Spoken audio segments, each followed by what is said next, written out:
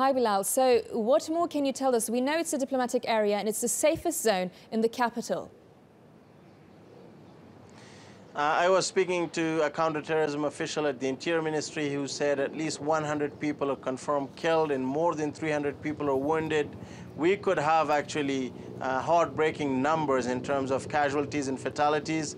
I was in the eastern city of Jalalabad trying to make my way into Kabul, and I was stuck for 30 minutes or so because the ambulances had to be given way on the road to ferry the wounded. This is almost 3 hours after the incident took place.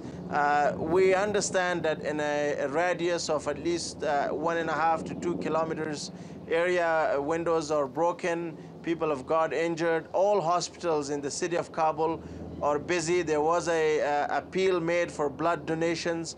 And we are actually also getting the details behind the numbers. We have heard from Tulu News in Afghanistan, Afghanistan's largest TV station, that one of their employees was killed. A driver working for another international media organization is confirmed killed. One of their Afghan journalists is also injured. So unfortunately for the people in Kabul, this is a bloody day. There are many heartbreaks, and we're still trying to find out exactly what happened. Some details suggest that it was a water tanker filled with explosives.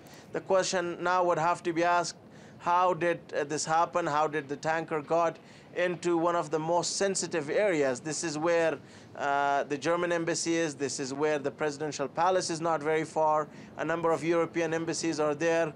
But in the last few weeks or so, we were witnessing more concrete walls, more preparations. So one could imagine so the security how measures life in Kabul... The security measures were actually being stepped up, as you just mentioned, because there have been deadly attacks on Kabul, and the latest attacks definitely on the military compound there in Afghanistan. So the numbers keep on increasing on the casualties and fatalities. Also, it's an area which fortified area, very safe zone. But who does it point to, really? Does it point to Taliban or Daesh? What can you tell us? I don't know. That's the honest answer. But let me give you an example. The Roshan mobile provider is, for example, there, which has introduced telecommunications to the country. This is where millions of people have access to 3G. We understand that there are people affected inside that building. Just sort of shows you, if Afghanistan continues to lose some of its best people with expertise, that will also be very costly in the long run. But what we do see in Afghanistan, especially in Kabul, is this prevalent culture of impunity, where officials are never brought to justice, where people are not fired, because clearly a number of key officials are failing in terms of protecting Kabul. In other provinces, people are failing in terms of doing their job properly. And who pays the price at the end of the day? It's ordinary people in Afghanistan. This attack would also drive international experts, people who could otherwise be in Kabul, who could work, who could travel around.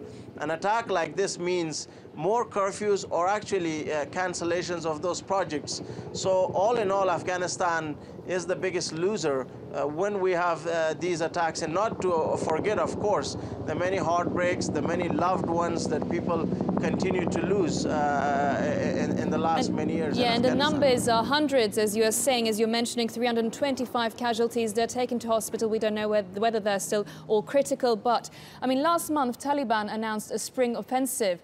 Do you think that does it point to Taliban in that sense? Or is there conflicts also between Daesh and Taliban to gain territory in Afghanistan there? In the past, Daesh has said that they have carried out a number of deadly attacks, but many counterterrorism experts would question the ability of a group like Daesh. Could they strike in Kabul?